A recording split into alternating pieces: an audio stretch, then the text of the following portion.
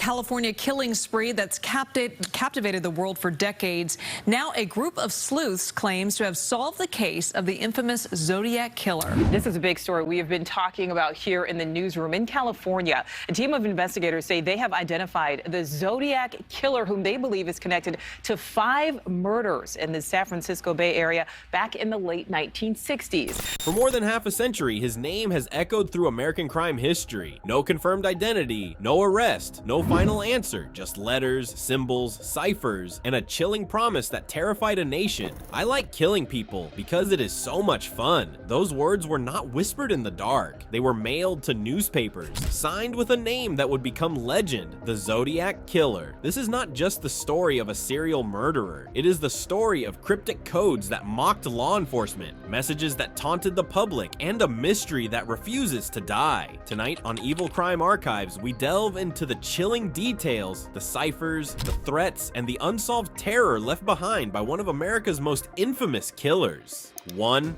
A quiet beginning, Northern California, late 1960s. America was in turmoil. The Vietnam War burned overseas. Protest marches filled city streets. Faith in government and authority was beginning to fracture. Yet far from the chaos of major cities, the quiet outskirts of Vallejo and Benicia seemed untouched. These were peaceful communities, places where people believed violence happened somewhere else. That illusion shattered on the night of December 20th, 1968. High school students David Faraday and Betty Lou Jensen parked their car along Lake Herman Road, a dark and isolated stretch known locally as a lover's lane. Teenagers often came there to talk, share music, and escape the pressure of the world, if only for a few hours. That night, they were not alone. Sometime after 11 p.m., another vehicle approached. Whether it had followed them or arrived by chance was unclear. What was certain was what happened next. Gunfire exploded in the darkness. David Faraday was shot at close range and died almost instantly. Betty Lou Jensen panicked and ran from the car, desperate to escape. She made it only a short distance before the shots caught up with her. 5 bullets struck her from behind, ending her life in the cold night air. Then, just as suddenly as it had begun, the violence stopped. The shooter disappeared into the darkness, leaving behind 2 lifeless bodies and a stunned community struggling to comprehend what had happened. Police arrived to a chilling scene, but little else. No witnesses, no suspects, no weapon. There was no letter mailed to the press, no cryptic message sent to police, no symbol carved into the scene. To investigators, it appeared to be a tragic but isolated act of violence. Perhaps a random attack, maybe a personal dispute gone wrong. There was no clear motive, no obvious pattern. The case quietly entered police files. What no one realized at the time was that this crime was not an ending. It was a beginning, a single spark in a story that would soon grow darker, louder, and far more terrifying. The killer had not yet spoken, but soon he would. 2. A killer introduces himself. 6 months after the murders on Lake Herman Road, the quiet returned, at least on the surface. But on the night of July 4th, 1969, violence struck again. Fireworks lit up the sky across Vallejo, California, as celebrations echoed through the city. While families gathered and crowds cheered in the distance, Darlene Ferran and Michael Mageau sat quietly in a parked car near Blue Rock Springs Park. Just after midnight, another vehicle pulled into the lot behind them. It stopped, then it left. Moments later, it returned. The driver stepped out of the car and approached without saying a word. There was no argument, no warning, no chance to react. Gunfire shattered the night. Bullets tore into the car. Darlene Ferran was struck and fatally wounded. Michael Mageau was hit multiple times but somehow survived, collapsing inside the vehicle as the shots echoed into silence.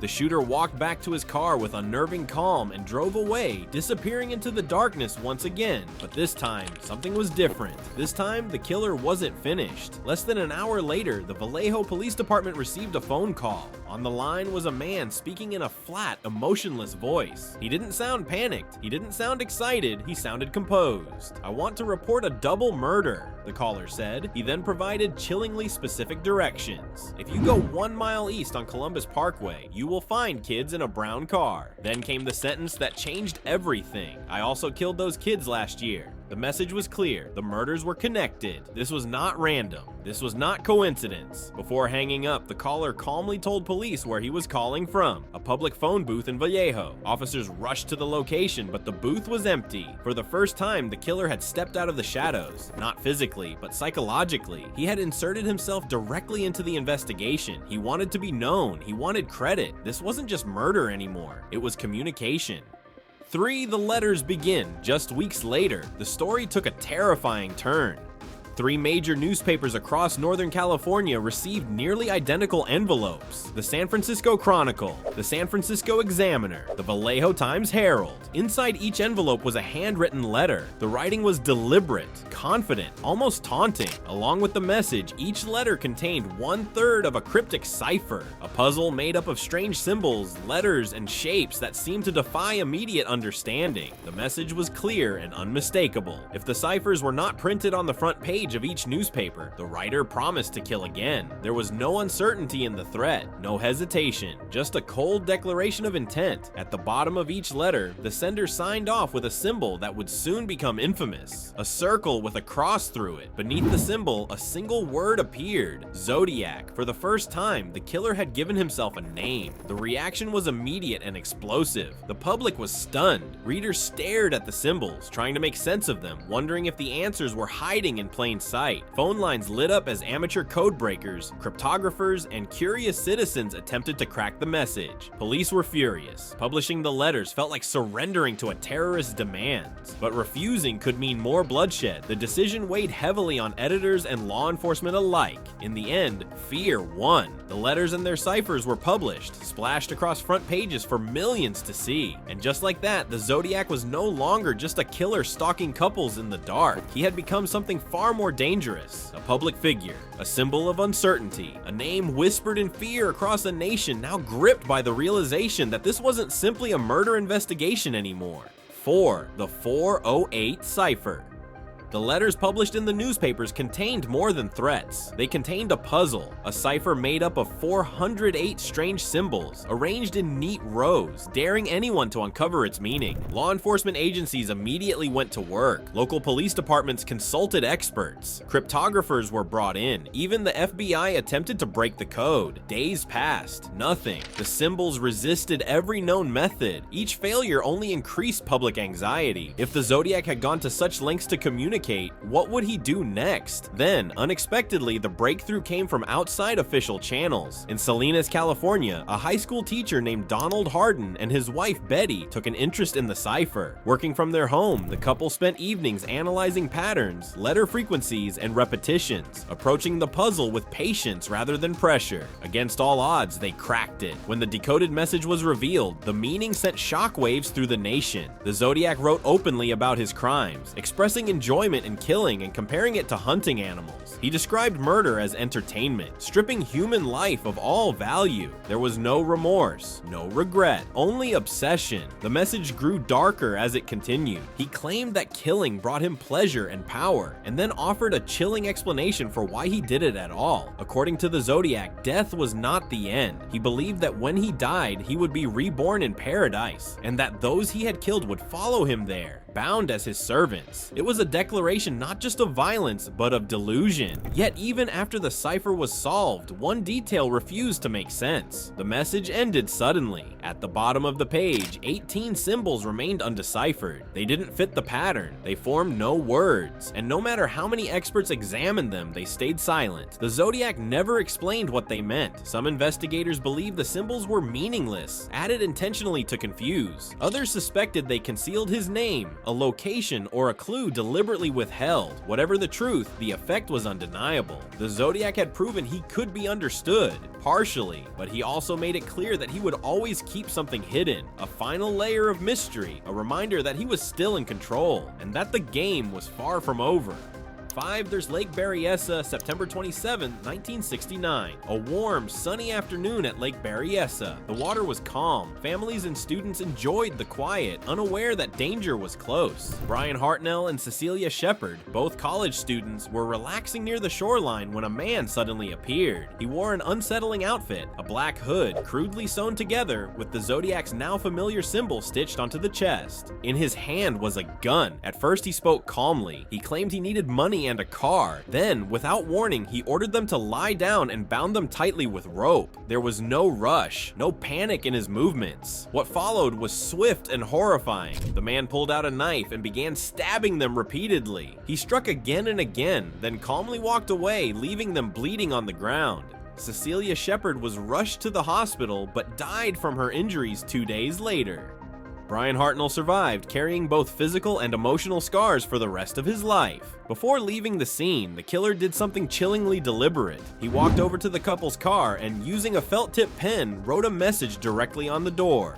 Listed were the dates and locations of his previous attacks: Vallejo, December 20th, 68, July 4th, 69, September 27th, 69. Beneath the words, he drew the Zodiac symbol. For the first time, the killer didn't just claim responsibility, he signed the crime scene. There was no ambiguity, no denial, no mystery about who wanted credit. This was a declaration. The Zodiac wasn't hiding anymore. He wanted the world to know exactly who had been there and exactly what he was capable of. 6. Murder in the City, October 11th, 1969. Taxi driver Paul Stein picked up a passenger in San Francisco. Minutes later, the passenger shot him in the head. Witnesses saw the killer calmly wipe down the cab and walk away. Police responded quickly. They nearly caught him. A patrol officer encountered a man walking away from the crime scene, but due to a radio error, officers were told to look for a black suspect. The man they stopped was white. They let him go. Zodiac vanished again. 7. The codes grow darker. As fear spread, Zodiac's letters became more disturbing. He mocked police, threatened school buses, demanded attention. He sent a 340-character cipher, far more complex than the first. This time, no one could crack it. For decades, the code remained unsolved. Zodiac claimed his victim count was growing. He drew diagrams of bombs. He promised chaos. 8. A killer's mind. Zodiac wasn't just killing people, he was performing. Each letter was carefully written,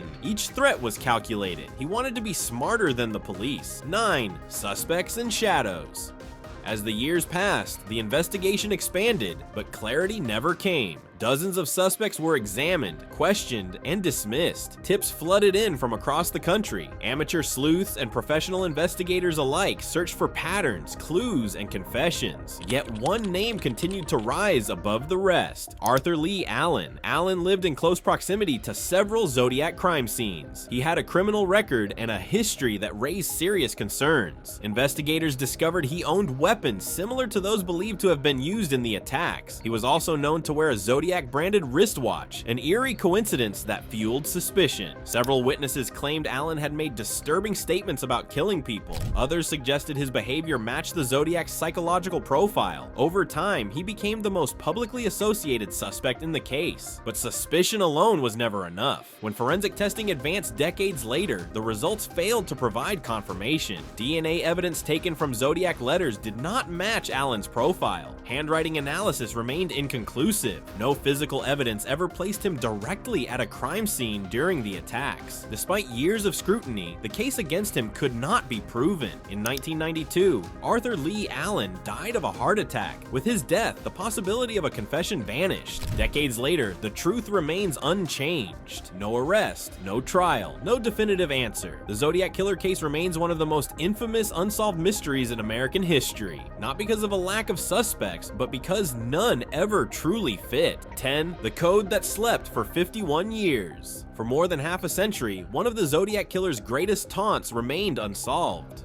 Known as the 340 Cipher, it was mailed in 1969. Longer, more complex, and far more frustrating than the code that came before it. Investigators, cryptographers, and hobbyists from around the world attempted to break it. Each attempt failed. The cipher became a symbol of the Zodiac's enduring mystery. Then, in 2020, the impossible finally happened. A small team of civilian codebreakers, working independently and without official backing, announced they had solved the 340 Cipher. Using a combination of modern modern computing power and classic cryptographic techniques, they revealed a message that had been hidden for 51 years. The words were unmistakably familiar. The Zodiac mocked law enforcement once again, telling police he hoped they were having lots of fun trying to catch him. The tone was cold, taunting, and detached, exactly as it had been decades earlier.